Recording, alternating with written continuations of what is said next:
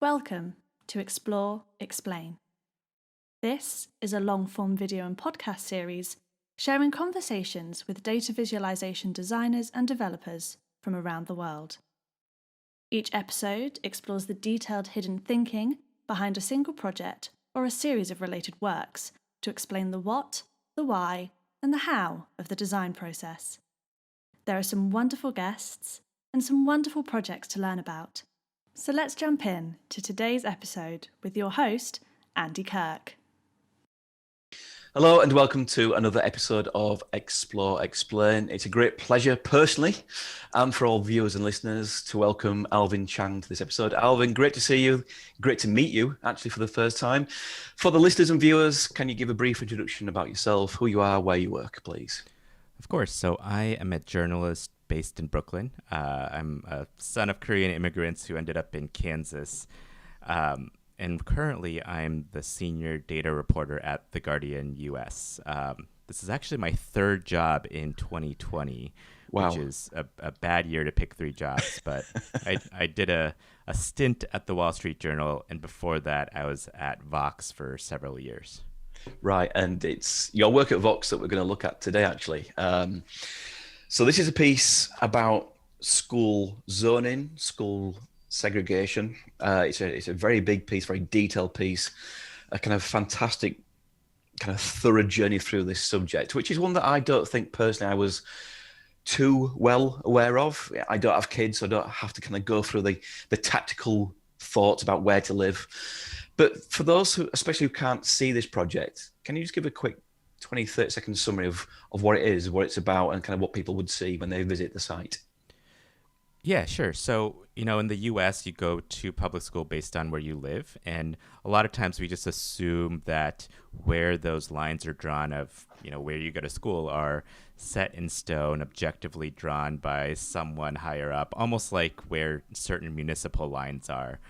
And that just isn't the case. And so this piece is about showing you that you went to your school based on lines that were engineered by people for specific reasons, and oftentimes those lines segregate students by race. And so this piece starts off by letting you see how that happens in your own district, either where you grew up or where you have kids or where you live now. And then I walk through why that's allowed to happen, both legally, but also according to some sociology that shows how these trends end up playing out. And I think what's interesting just there is that you've just made me immediately think of something that I've not really thought of before, which is, from the outset, this feels like something that is designed just for readers who have kids, who are currently in the school system. But you're absolutely right. It's not just those who are in the system. It's those who have been in the system, those who may be in the future in the system, and perhaps even people who are moving around different houses and thinking about where to move to. So yeah, that kind of expands immediately my thought about kind of who this is for. And we'll probe that a little bit deeper in a second. But in the context of Vox and the context of a journalist organization, how does a piece like this even come about? How is it originated or commissioned? Is it you pitching, or is it someone saying, Alvin, we want you to work on this kind of piece? Yeah, so in, I believe, 2017, I set out to do this big ambitious series that never fully came about, but it was a series looking at how the American education system stratifies our outcomes, or kind of there's separate systems that are highly unequal. And one of the kind of core concepts behind this series was we all go through the school system in some way, shape, or form, but we often shape our opinion of the system based on our experience, our sample size of one. And when you talk to people based on their schooling experience, their opinion of the education system is drastically different based on their own experience. So my kind of core thesis going into each of these pieces was, well, how can we help folks see where their experience lies in the larger set of experiences? So how can you look up where you are on the percentile scale or where you are on the map and see how you've either benefited or not? Because I think that's really hard to see as you're going through such a splintered system where In the U.S., all these school districts are administered and run by local municipalities or local entities. So there's no big central system where schools are run out of, and that makes it really hard to kind of center your experience with everyone else's. So that's where this got started, and this ended up becoming the last piece. I said I was going to do 10. I ended up doing 4, and this was the last of 4. Yeah, I mean, the sheer size of it means the prospect of doing 6 more to me would be a huge amount of work. I think that's interesting. I think, as you say, it's about moving the discussion from both anecdotal, singular experiences to something that is there for a wider vista, a wider perspective, to perhaps alert people to the fact that this is going on, unbeknownst to them, even if it's something that in their general town or county or state even is pretty good, but other states, other counties elsewhere are perhaps not as robust in their approach as they should be on this front. And I think just another point to start with as well about my own education that I kind of gained from this piece. When we in the UK hear terms like gerrymandering, we only hear about it in the context, generally speaking, of politics. And we also only hear about it perhaps in a negative sense, that the sheer word invites some sense of skullduggery or kind of, bad intent. But actually, you can have, I guess, positive gerrymandering to overcome other kind of contextual circumstances that limit things. Is that a fair kind of summary of the term, at least? Yeah, I think so. I think it's merely saying that these borders are fungible, that they can be moved, and the way in which you move them is entirely up to you. And the shape in which they appear, the visual shape, is pretty agnostic. It's you could draw it however you want, and the almost cruel. The cruel thing about the negative connotation for gerrymandering is the way in which segregation works tends to create these very round shapes of very white communities that are very square, and these very there are these very black and Hispanic communities that are very square. And so in the literal sense of the word, you could gerrymander that and create integration or whatever, but if you were to show people these shapes, they would say, oh, that looks fine to me. And so I think that's to think of it as, less as gerrymandering equals bad and more as these borders, these lines are drawn by human beings with certain intentions. Is, I think, the better way to think about that. Yeah.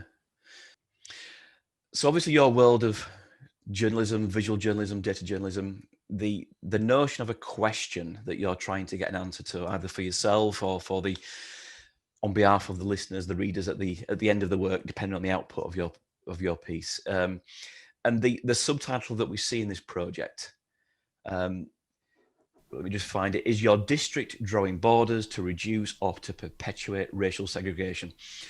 That establishes a clear prospect for the reader from the very outset. Did you have the same clarity when you entered this particular article? Did you have the same consistent view of, right, this is what this is attempting to unveil, or did that evolve much? So I think for this particular piece, that was clear early on. That was clear when I first kind of conceived of the piece.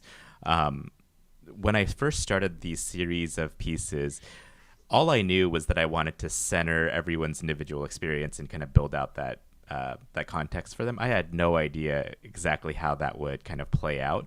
But as I was reporting these pieces, there's one on how people experience college based on whether they're a person of color or a first generation student.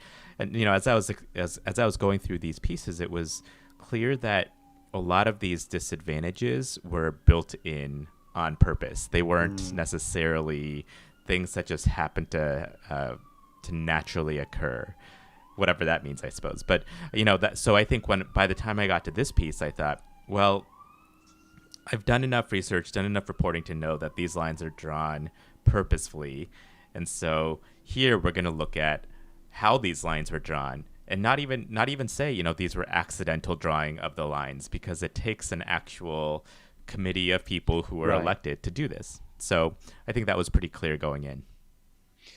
And before we get into the context, one of the things that struck me actually, having read the piece, is although it's possible for one to find their own situation, their own context, given their district, and although you do mention a few example regions and the kind of, you know, the disparity that exists there, it doesn't feel like a kind of a gotcha piece where you're really trying to sort of scandalize certain areas and say, look how bad these people are, look how wrong that is there.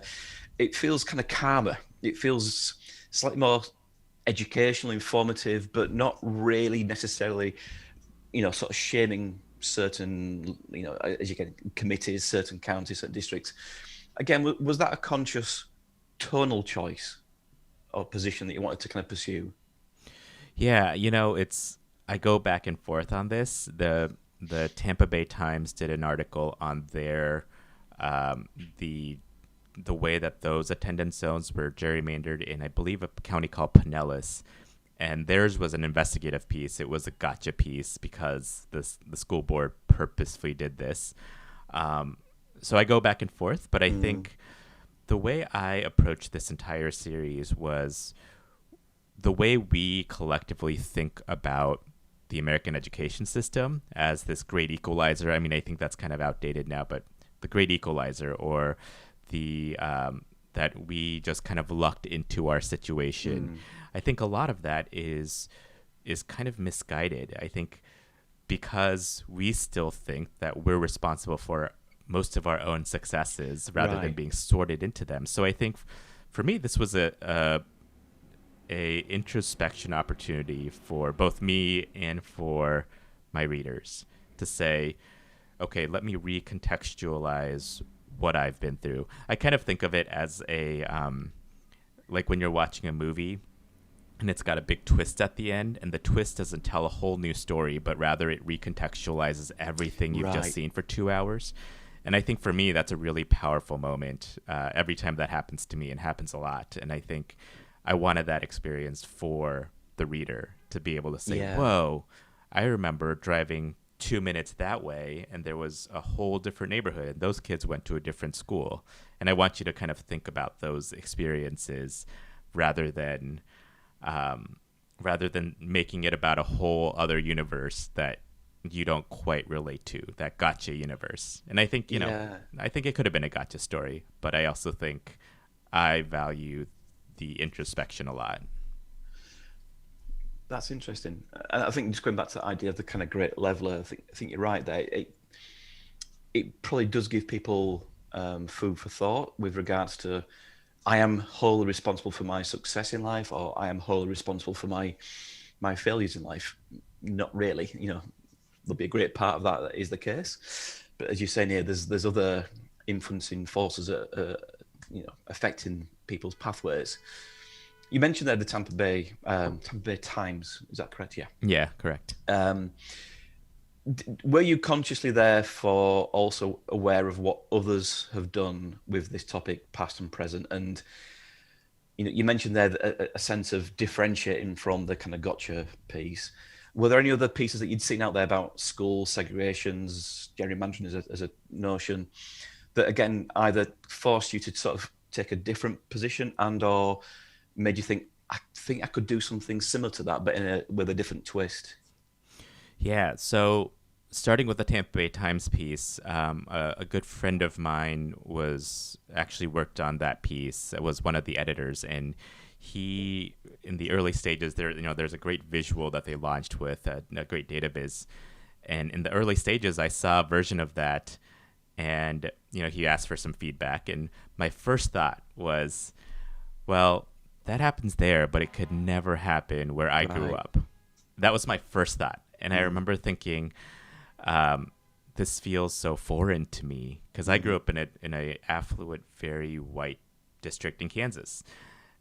And then that immediate thought kind of stuck with me of, well, what if it did happen? What if I just didn't know about it? And so that was kind of one of the kind of visceral feelings that stuck with me as I worked on this. There's a piece that Nicole Hannah-Jones wrote in ProPublica, and she is probably the most prolific writer on school segregation. And she kind of writes. She makes it clear that a lot of the decisions around whether schools can or can't be segregated and a lot of the policies were intentional. And so that intentionality was also very visceral in going through and designing this piece. Because I think a lot of times when we design, we just kind of assume like, oh, look, the map turned out this way. And I didn't want it to feel that way. The map didn't just turn out that way. Someone made the map that way. Right. And so I think those two things shaped how I came to frame this piece. I wanted it to feel like, it was intentional. Everyone feels like it could never happen in their district. It is happening in your district. And then on top of that, I wanted to bring in my own flavor of, I think a lot of times we talk about schools as places that provide an education and provide opportunity. But when we think about our own experiences, they're so, they're not quite as serious. They're about relationships and people and memories, and because you only get one schooling experience. That's right. And so that kind of tone I wanted to bring into the other feelings I had, the systemic feelings I had of malice or of depriving people of opportunity. All of those things are very, very hard to square, from like this high level data to your own experience. And I love it when those things collide and those are one thing. That feeling you had of going to a bake sale with your friends was actually also a product of this systemic thing that is highly unfair. Right. I think that the word that you use there, kind of visceral, I think is quite an important textural element. It's not just about personalizing something, but it's the kind of relatability, which is not always that you put in your data to see all the data that affects you. It's more, as you said, the kind of the less tangible things, the memories of being in school, the memories of kind of even just traveling to school, and as you mentioned before, going through different neighborhoods and all that kind of memory that kind of comes, or that sort of nostalgia, I guess, that comes back. You spoke there about the series that you worked on that led up to this piece, and am I right in thinking that you effectively worked alone on this piece? And in which case, do you enjoy working alone to kind of your own rhythm, to your own purpose, or is that just something that was the reality of the absence of available colleagues at the time, kind of running parallel to this development? Yeah, there's been many. So this this is now my 6th or 7th employer in a very similar type of job, and every time I have found that it's hard to find collaborators on a project like this where you're not just the tech help or the design help. Right. And I've worked really hard and spent a lot of professional energy to not be the database guy or the guy who does this thing. I'm driven by my curiosity. I'm driven by finding answers and to think through things visually, rather than, I'm less interested in taking some finding that I haven't really been curious about and visualizing that, doing the last however many miles of that work. And so I love collaborating when I find people who can come in with kind of an open mind in terms of what our roles are going to be. Because I think that's really fun. A lot of times in under-resourced newsrooms, I think if you can open up Illustrator and do something, if you can code something, if you can design something, I think you end up being the person who takes on a lot of the technical load. So do I like working alone? I can work alone. I've learned to do it and learned to be extremely organized and have extremely good deadline meeting skills so I could do it. And I've learned to self-edit. So a lot of times my editors aren't visual or data people. So I've learned to self-edit on that front. Is it ideal? No. But can I produce something publishable by myself with an editor who doesn't have a data or visual background? Usually. Yeah. But collaboration is great. Collaboration of course. is some of the most rewarding projects especially when everyone comes in with kind of an open mentality of I'll contribute and learn and be curious along with you. And I think there's two things there. There's one thing liking or disliking working alone, but there's also the other thing, which is simply, are you capable of working alone? And somebody with your skill set, at heart you are the journalist, but you've built the capability to be the visual guy, to be the developer guy, to be the editor guy, to be the data rigger guy as well. So, that's not something that a lot of journalists, even these days, even though data journalism has been the big thing for a decade or so, not everyone does have those skills. And I think that then speaks to the other model which you spoke of there, which is, and again, this is from my outside view, but the traditional old school way was journalist comes up with a story, writes the copy, and then scribbles a sketch on a piece of paper, then hands it to the graphics person and says, make this look nice. And it's very much there's a supplier-client relationship, whereas what you're talking about there, collaboration, is healthier. There's more parity. There's more kind of equitable role in terms of contribution. It's not that there's a supplier relationship model there, which I think is an important distinction. The other perhaps people, though, that it seems have been very influential in this are the authors of two studies, Meredith Richards and Tomás Monares. Hopefully that's the correct pronunciation. But again, in terms of the curiosity and the cycle of you starting this work, when did you encounter these studies? Because they do seem to take a fundamental part of the content. Did that kind of reinforce your curiosity? Did this come after you'd already started to research it? What was the sort of sequencing and the influence of these people? And I think perhaps especially Thomas, I think there's a lot of work that comes from his study.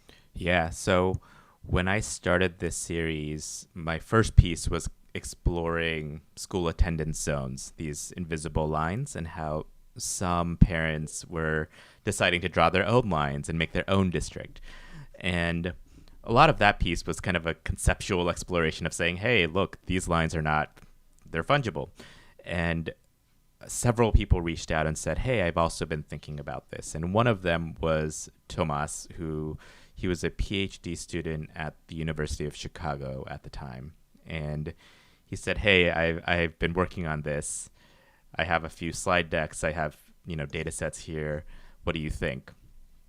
And, to be honest, when I first got the email, I read through it and I thought, oh, this is interesting, but this seems really dense. It doesn't really seem like something that I could, somebody could really get their teeth into quickly. But it kind of stuck with me, and I thought, well, what if there's a way to pull apart some of this data to make the point? A lot of times with research and with data, if you pull apart the data, the larger correlation kind of disappears, or larger point kind of disappears. And here I thought, well, that's kind of the point, right? It's, in some places you do okay, in some places you don't. And so, I got on a call with Tomas and I said, hey, would you be interested in sharing some of your data? And, this is before he had published a paper. And of course, in some academic realms, that's a big no-no. You want to publish first and get peer reviewed and all of that. But he talked to his advisor, he talked to a few folks, and he said, this is actually, I think, more important to be able to get this out to a wider audience and to share this data. And, it was a great, and speaking of collaboration, it was a great collaboration in terms of me asking questions of his data and him saying, well, here's what I'm finding, and then him sending over his data and me looking through it and saying, well, I'm seeing something kind of different. What do you think? And having that back and forth was incredibly valuable, and being able to have conversations in a really similar language, and to interrogate the data in ways that maybe a journalist would, but a researcher wouldn't, and vice versa, was really productive. And so eventually he said, okay, so what data can I provide you so that you can do what you would hope to do? And I said, what if you gave me this big shapefile and it had this data in it, and I'll figure it out from there. And he said, okay, that seems easy enough to do. And we were able to speak the same language so we can communicate that data back and forth. And from there, it was my job to figure out, okay, here's this very dense thing. How can I unpack this so that it is both effective, understandable, powerful, all of those things. That was a fun process, going from something that in my head felt very dense to something that felt real. Yeah, and I think on that note, I mean, just knowing from my longer term background in higher education, how important it is for research studies to have another channel, another medium to reach a wider audience. You know, it must have been from Tommaso's point of view, must have been like the holy grail. Yes, there's a guy who's interested in translating this for the general public. So, I mean, on that level, it sounds like it would have been a sort of win-win situation for both of you involved.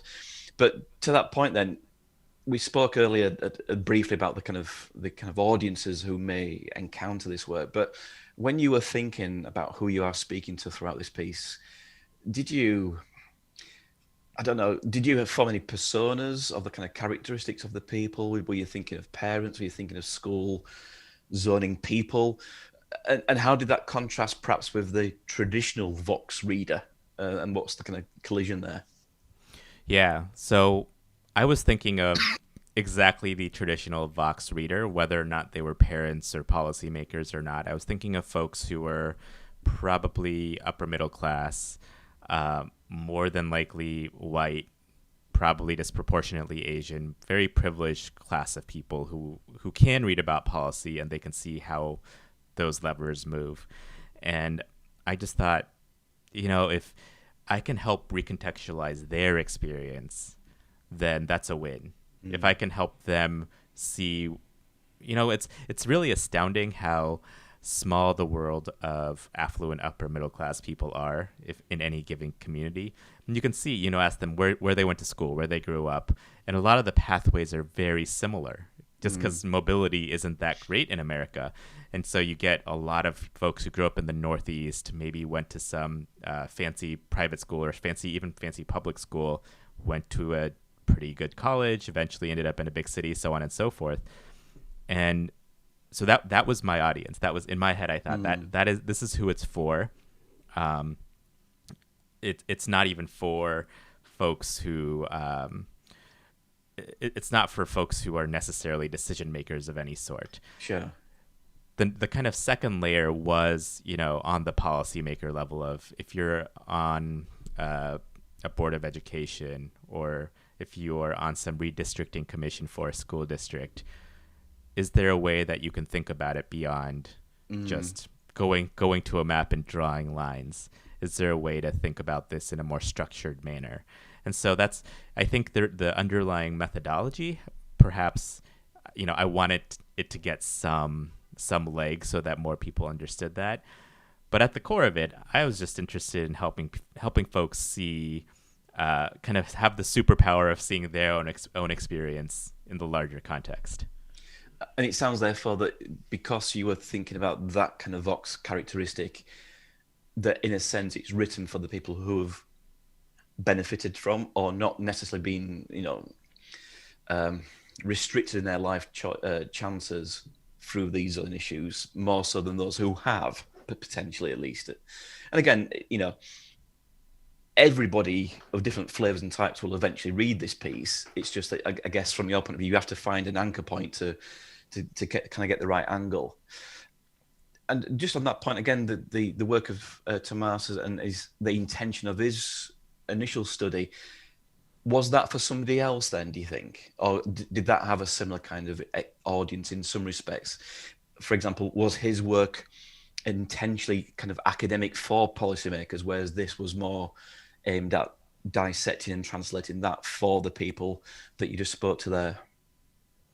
Yeah, I think so. I mean, I think what's hard about academic work is you got to get it out of academia and into the real world. And even, policymakers, as much as it is their job to understand some of this academic work, most of them don't, right? Most of them are like you and me. They get elected and they say, okay, well, this feels right. This feels like reality. One of my first jobs as an intern in Kansas was covering a school board. And I went to the school board meetings. There were maybe 3 people in the audience, and I was one of them. And the ways they make decisions was, it was astoundingly not using a scientific way of making Right. decisions, right? It was just, well, this feels right, or Arbitrary. arbitrary.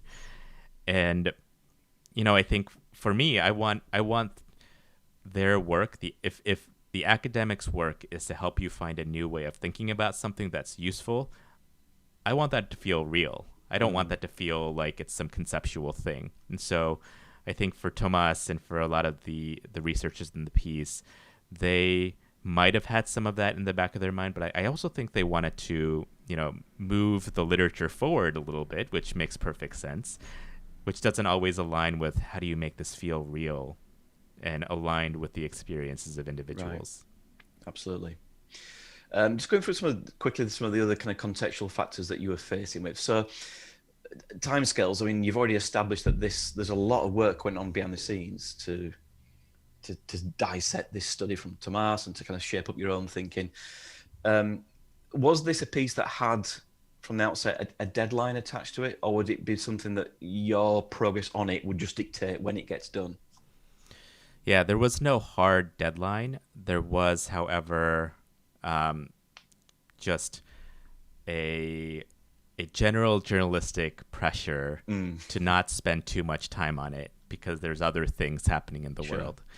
So for me, I thought, well, I'll give myself about a month, go on and off working on it in between other stuff and see where I get. And that's kind of my hope is at the end of a month when I'm filling in, a Friday afternoon or a Monday early morning, it'll get done.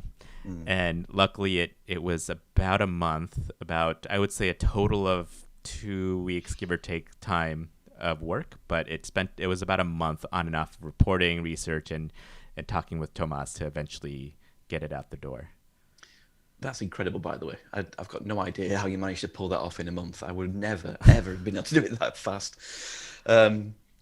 Just in terms of pressures and kind of external factors, were there any other, I don't know, kind of sensitivities that you had to think about for this? Any kind of ethical issues, any political, cultural issues that you felt I need to be delicate about that matter? Or was it just something that, was a fairly sort of straight story, at least in terms of the data and the insights you were kind of surfacing? Yeah, I mean, I think on the very surface level, writing about racial segregation is a very sensitive topic for a lot of people. But I think, as far as that goes, I think this is why I do a lot of research. This is why I read as much as I can about it, so I feel like I'm giving an informed point of view here.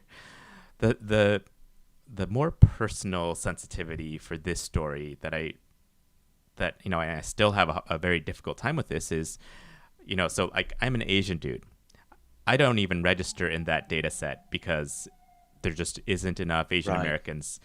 And, Asian Americans, especially East Asians, people who immigrated, like my parents in the 80s, like tend to do pretty well in America for various reasons. And I think that, being who I am, writing about what I'm writing about, I didn't want that to feel like, and there's a lot of complicated politics around, are Asians, what should Asians be lumped in with white kids? Should Asians be lumped in with, other people of color? And I think that's, for me, very complicated. And it's especially navigating a story like this, which is about racial segregation, largely driven by white and black politics starting, since slavery. And I think for me, this is why I do the research, because I want to understand both systemically where we all are, but also give kind of a nuanced point of view of, well, here are the different factors at play.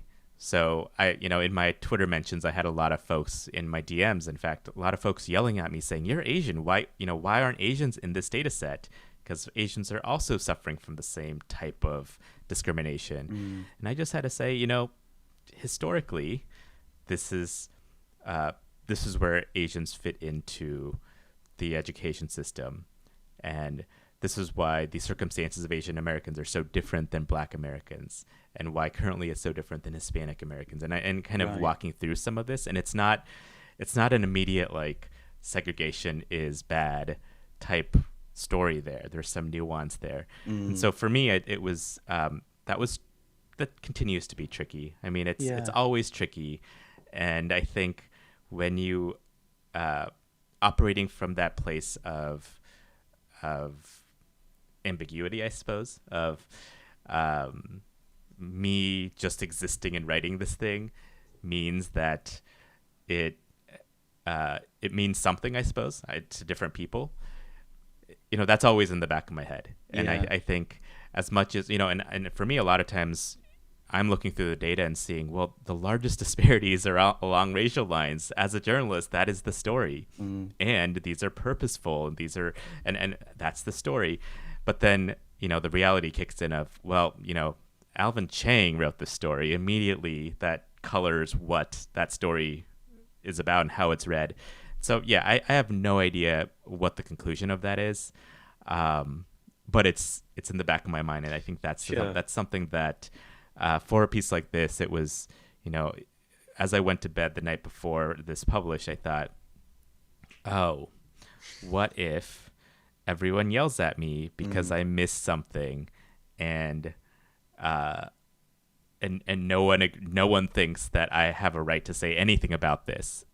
And of course that's absurd. You know, I'm doing work as a journalist and pursuing inequities and my curiosities about them. But yeah, I have nothing smart to say about that other than it is something that was on my mind quite a lot and continues to be. Yeah, I think that notion of the tension between oneself and how we identify with the subject matter, you know, what relevance it has to our lives, is one thing that will always occur. But I guess, you know, what your job is to transcend that label, to transcend that connection you have with the subject, to occupy the audience perspective or the subject matter of the analysis's perspective. So I can see why it was a tension in your own mind. But I also feel that the way that you've handled it in respect of that is extremely responsible, extremely transparent, extremely thorough, that any questions one would have about, you know, why have you said this or why have you written this, become redundant if you've committed the time to engage with it. I mean, I think that's the hope. I think, you know, I always wonder, you know, does my byline make a difference? Because, you know, a lot of times, you know, you don't have to have a headshot there, but your byline has to be there. And my byline is very clearly Asian. And so does that make a difference? And I think, you know, it does to some people. And so I think, I don't know, I don't think it's necessarily, I don't think it's been a huge issue. It's just that, you know, when you asked that question, that was just something that I remember feeling. And I remember I feel every single time I write about school segregation or about racial inequities, because, you know, I occupy whatever space an Asian man in America occupies, right? And I think, you know, along with whatever history that I come with and my parents come with. So, yeah, I don't think there's an easy answer there, but I think it's always good to just mention the deepest 100%. Anxieties, I suppose. Yeah, absolutely. No, it's fascinating insight to share. Thank you for that. The last thing, just in terms of context, you knew this was a digital piece because that's the output of Vox, which therefore gives you, you know, quite a dynamic canvas to work in. What ideas were emerging when you first set out for this, and is what we see now consistent with the initial sketch, wireframe, post-it notes, I don't know, kind of bookmarks from other kind of works that you've done that you thought, I'm going to try and kind of capture the essence of that? You know, what were the kind of initial, almost mental visualizations you had about this piece before you even sort of put it all together? Yeah, so for this piece, I knew it would be a long form visual, you know, piece with these signature cartoons in there, you know, scattered throughout. The thing I knew the tone I wanted to convey was, you know, both playful, personal, both systemic and personal, which is such a a tough balance, I think. And especially with the stuff that I've covered, a lot of it is systemic, personal, serious, playful. It's a combination of all of it. So I kind of knew what this would look like. The part that changed up on me was there's a middle of a piece that starts to change. The body copy starts to change when you input your school district. Right. And it kind of contextualizes what you're about to see. And I didn't expect to do that because, that feels, I don't like doing that. I don't like changing body copy on interaction. And as I read through the piece over and over, I started to realize, oh, you need to customize some body copy for people based on what kinds of maps they're seeing, because it makes a huge difference in how you're going to transition to the next thing and the next thing and the next thing. And so that's the first thing that I didn't foresee happening. Not a huge visual thing, but I think experientially a pretty big deal. And then the other thing I didn't expect to do was to have to explain the scatter plot that you're about to see. There's an entire section of the piece that explains the scatter plot that you're about to see and how to interpret it before you even get to it. And I've never done that before. I've never, built into a piece, here's how you should read the scatter plot. And it says something like, if this slope gets greater, then it shows a little cartoon figure falling off the slope, then this is bad. If this slope gets flatter, then this is good. And it's such a silly exercise, but I was rereading it again today, and I thought, I'm glad I did that for myself, because I think if I just got to the scatter plot, I would have no idea how to interpret this without some thinking. But did you, just jump in, Alvin, did you anticipate the need for that? No, and sort of preempt it, or was it based on feedback from anybody else to say, I don't quite understand what this means? Were you anticipating that people might struggle, I guess is my question, with that particular chart device?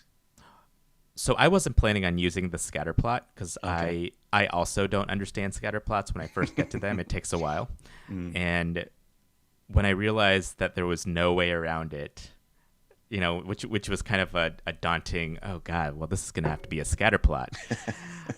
Then I thought, okay, well, how can I make this not a game ender for most people? And so I dislike scatter plots, for the record. I can't make sense of them. And every time I look at one, I think I know what I'm looking at. And then I kind of think through and I think, wait, but maybe not. And so I feel like if I can't quite interpret it, then I probably need a little guide for other folks too. And I think that's the thing with those and many charts, is that there's a distinction between the task of reading them and then interpreting the meaning. So what you've done there is to say, yes, if it bends this way, it means that, and if it bends that way, it means this. So I think it's a terrific device, and I'm glad that you did it, because I think, I'm actually a scatterplot fan, so kind of we differ on that front. But I think that's an important moment to perhaps respect the audience's capacity and capability and willingness to, sort of persevere through a tough read to them at least. But you're giving them all the equipment that they need to accomplish that. So I think that's a wonderful point. Stylistically, you spoke there about the different textures. We've got some kind of diagrammatic displays. We've got some chart displays. We have cartoons. We have illustrations. In fact, as we kind of work our way through the contents now, the very first welcome is this drawing, this banner image, which I think's a really nice, almost kind of, I don't know, it's not, the word courageous isn't the right term, but it's almost to say, we're not going to give you anything just yet, but just look at this image, just to sort of set the scene and the tone and this kind of imposing notion of these sort of walls and borders. I guess that was your own sketch as well. And why is that the first thing that you chose to put on there? So one thing I've been thinking about is, how do these pieces change the way we see the invisible things in our world? And how can I visualize those invisible things? And so for that top image, I just thought, well, hell, I'll just draw walls around a neighborhood. I mean, what's more visible than that? And this was kind of amidst the whole Donald Trump wants to build walls kind of thing. And I just thought, what's the difference between these invisible walls versus, real walls? There really isn't a ton. And so that's kind of where I started. and then kind of falling down from there, I thought, you know, I don't think these are substantively, you know, charts and illustrations are substantively different. I think they're on kind of a spectrum of, you know, is this more concise with or precise with the data, or is this more of like a conceptual diagram? And I think if you kind of go through the piece, I kind of play with the diagram from left to right. There's areas where this is clearly a diagram, but there's no data behind it. There's one diagram that I like. It's kind of near the top of the piece and explains how you can actually gerrymander to create less racial segregation. And it's an extremely simple chart, but it helps you realize that's very simple point that we talked about earlier. You can actually gerrymander to make things better. And I love it because I think, well, this is the concept. This is the concept in one chart. You look at it, it takes a few seconds to look at, and you get it. And then you get to the next part and you think, oh, I wonder, it kind of spurs the next question on. Yeah. And so those are kind of the visuals that I like, the ones that you look at it and you think, well, this is challenging some of the mental models I have in my head. How can I need more. I need the next thing. That's you know, right. You broke something in my head. Now fix it. And so so the very top image, I think, doesn't really quite do that, but it hints at it. Yeah. And then I slowly start to kind of break some of the mental models and build it back up for you.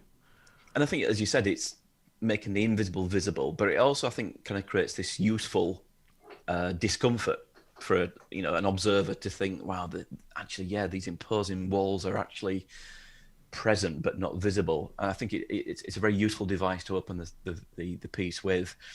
And I really like what you explained there, this sort of spectrum, this continuum from the literal kind of figurative displays that show something and you can actually see the phenomena right the way through to the more abstracted forms, which do include charts and graphics. And there's a switch there from feeling to reading. And as you say, I detected that rhythm as you sort of move between the two ends of those spectrums. And I think, in a sense, from your perspective as a communicator, it doesn't really matter what your tactic is. It's just whatever is the right device to show the thing that you're trying to say is all that matters. And I think as a broader point for the field at large, we do get caught up a little bit with labels and these distinct, for want of a better term, segregated fields of visualization versus infographics versus information design. And I think really these days, perhaps more than ever, there is a blurring of those divides that I think is useful because it just opens up the possibilities to any of us. So going to the kind of contents of the work, as you said, there's sort of different sections, and correct me if I'm wrong in sort of summarizing what I perceive to be the kind of main sections. We've got the initial topic setup to begin with. Then we move on to, as you mentioned, that moment of the kind of interaction to say, pick your district or zone. And that then sort of switches the focus to why does it matter to me? Kind of what can I do effectively?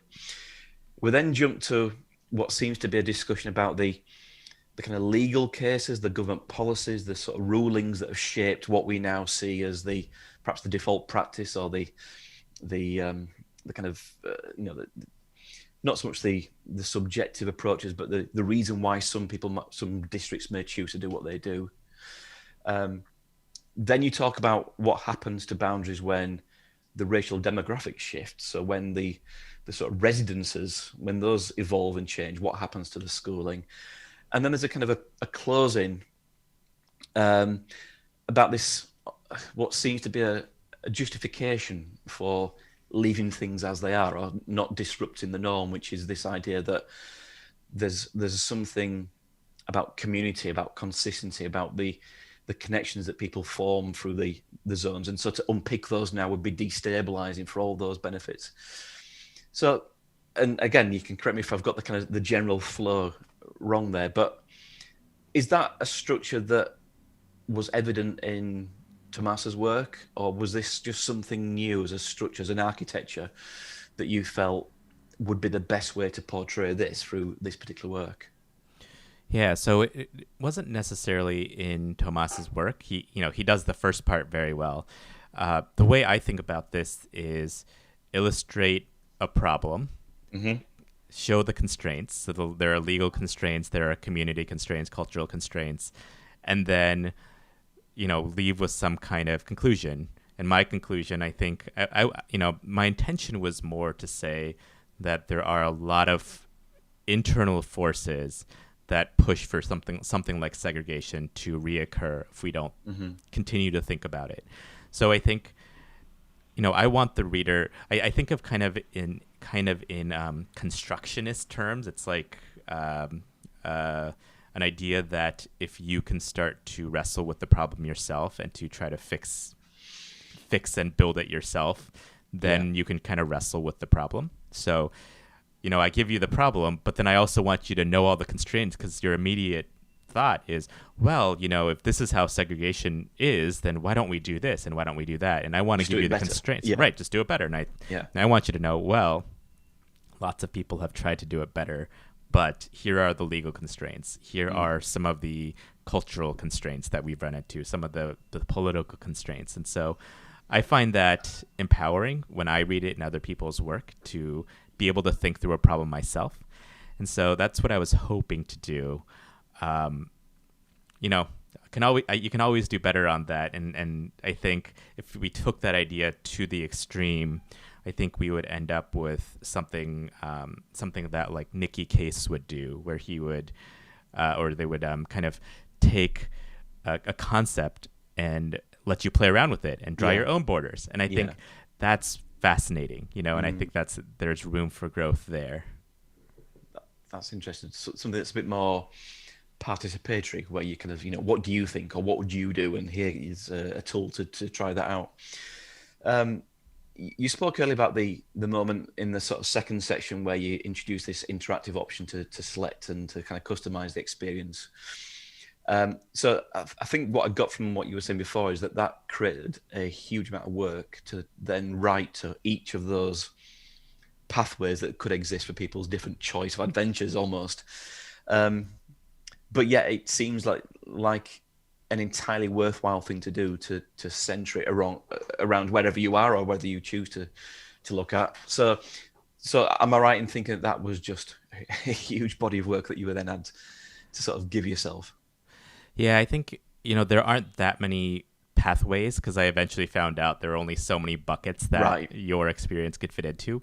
But what was a bit of work was making sure that you got some kind of background about your particular situation. So, for example, if you put in my community in Kansas, an extremely white community, affluent suburb, then you got something about how it was a product of white flight in the 50s and 60s, and so on and so forth. And so I think making sure that those kind of write-ups filled in some of the curiosities that you might have, and it reads like a story that someone would have written just for you, was a bit of work, but it wasn't.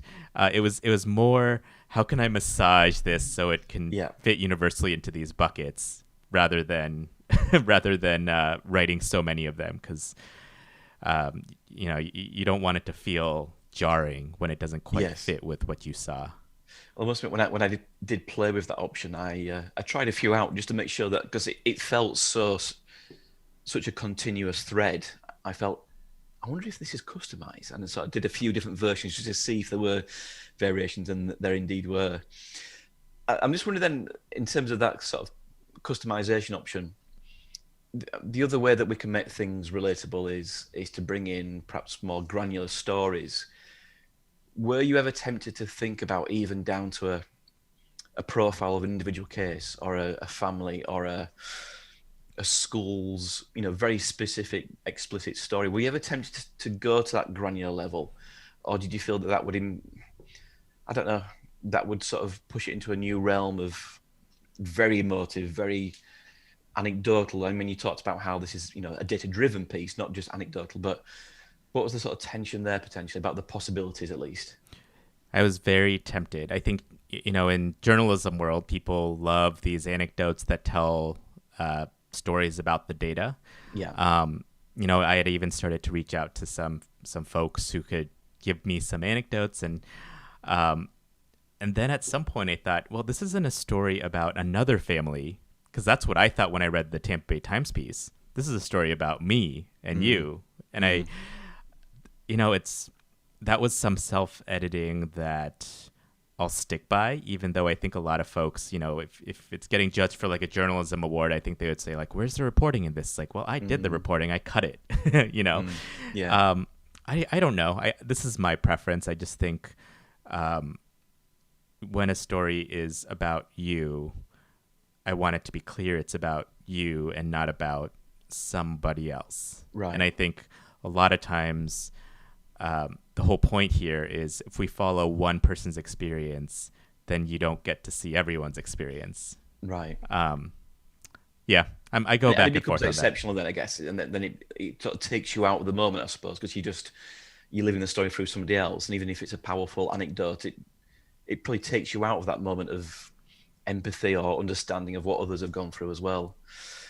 The range, I mean, just touching back briefly about the range of different charts and devices that you use. I mean, we've got choropleth maps, line charts, histograms. We spoke about the scatter plot before. Waffle charts as well. Were you at any point considering other charting methods? Maybe even you spoke about the scatter plot and the potential graphical literacy issues that come with that.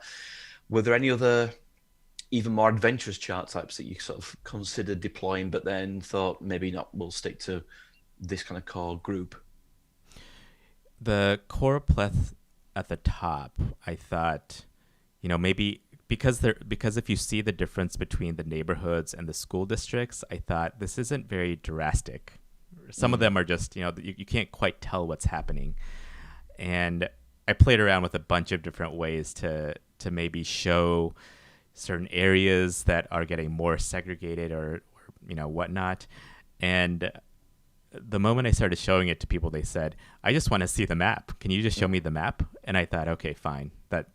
That gets back to the point of this is about you and what you know and what you're familiar with. And when you see some of these slight differences in the places that you grew up, it means a lot to you. And that was the same for me in the districts that I had lived. And so that was the one that I wrestled with a lot, because when I look at most of those maps, I don't see a story, except when I go to my hometown. Right. And what was the criteria then for the selecting of, for example, the first bunch we see, Omaha, Milwaukee, Houston, then lower down we get another 6. What was the kind of criteria for selecting those particular regions? Yeah.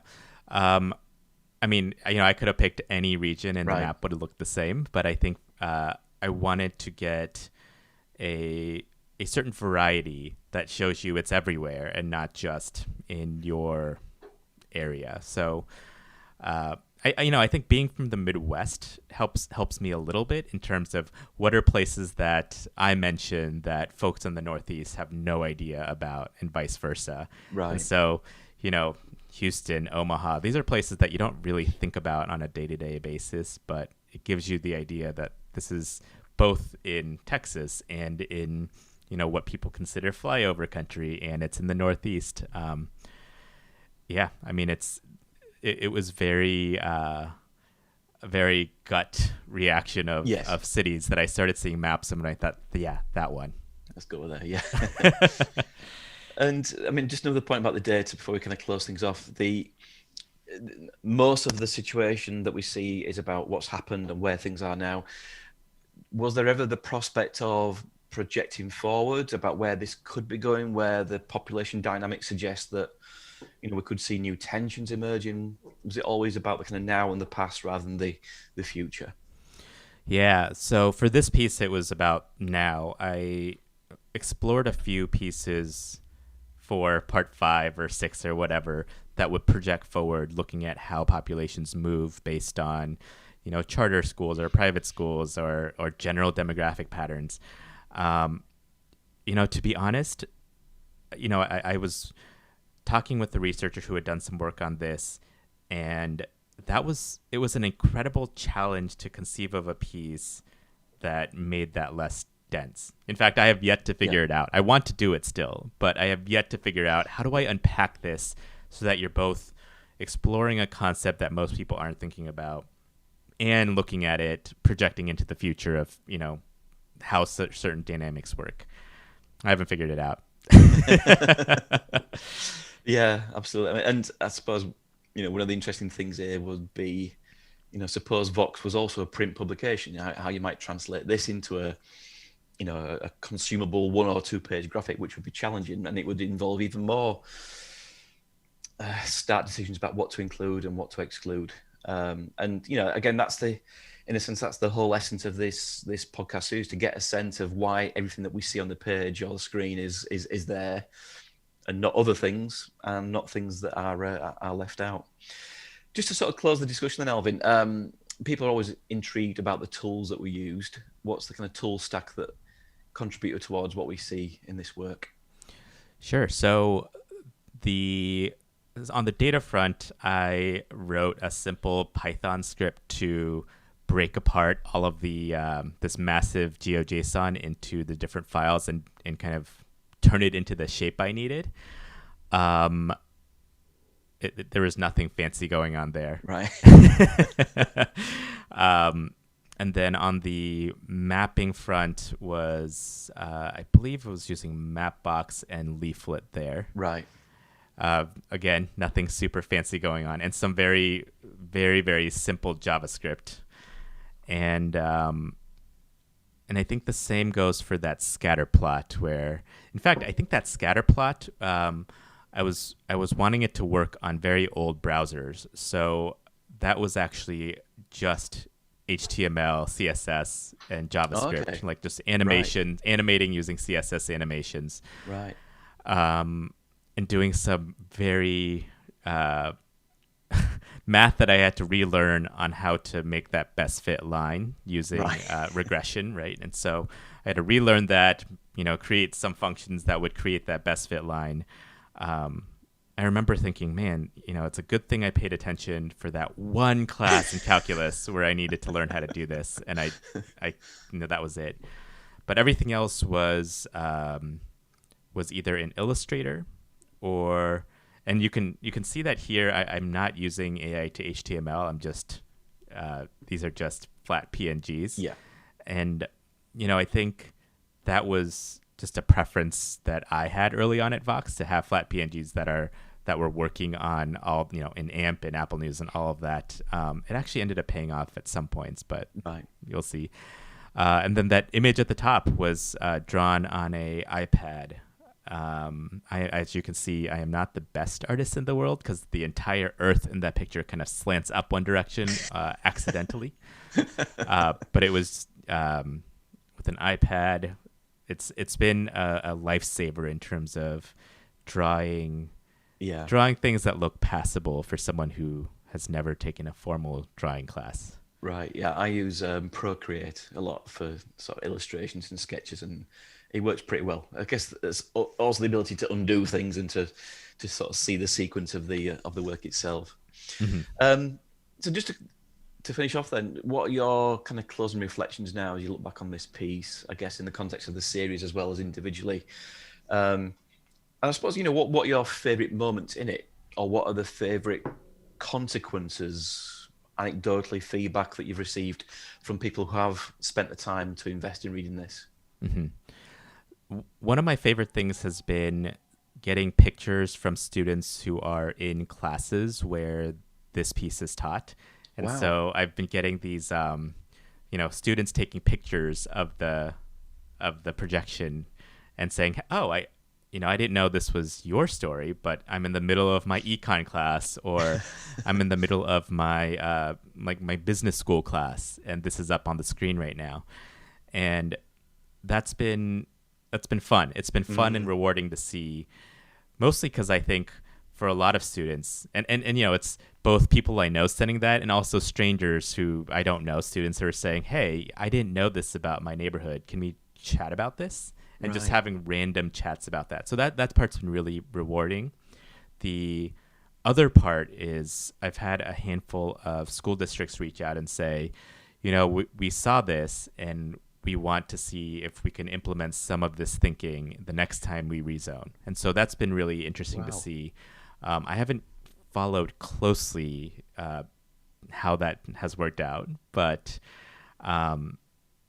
just having those conversations was really, it was rewarding to hear people crave structure in the way that they think about something that is important. Yeah. And crave structure in a way that that gives them, I think for a lot of big decisions in government, they're made without a real rationale, and people, government bureaucrats go to sleep with this deep dread that maybe this wasn't the best decision. And so something like this, I think, gives structure of saying, well, you now know what decision you made and what that means. And so being able to talk through that was really useful, and talk through it in terms of how I've been thinking about it, of saying, I think this is useful because it gives me a structure to think about school segregation outside or controlling for the fact that there is a lot of residential segregation. Because it's, all of a sudden you start going down that rabbit hole of, well, their schools are segregated because our neighborhoods are segregated, our neighborhoods are segregated because of wealth and so on. And you can go down that rabbit hole and you never come out of it. So that's been really rewarding to have those conversations. 100%. Again, that idea that you're making the invisible visible, and it's probably not the sort of thing that people would actively go and seek out.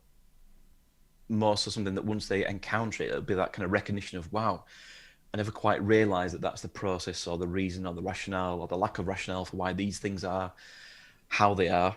But, the fact that you've gone to such great depth and detail and made it accessible, I mean, that's the fundamental thing. You've made it accessible to people, but kept it at a level that doesn't dumb it down. It still kind of preserves the complicatedness of what this subject is. I think is testament to a fantastic piece. And thank you ever so much for going through the details of your decision making behind that, Alvin. It's been a great pleasure to meet you finally after all these years. Thank you for helping to enlighten us about that work. Thank you to all the viewers and listeners for tuning into this episode, and we'll see you again soon. Thank you. To see more information about today's episode, including some links to key sites and resources mentioned, please visit my website at visualizingdata.com. Here you'll also be able to find details about my book, information about my public and private training courses, as well as over a decade of blog posts. If you've enjoyed this series, please consider liking, subscribing, and spreading the word. See you next time.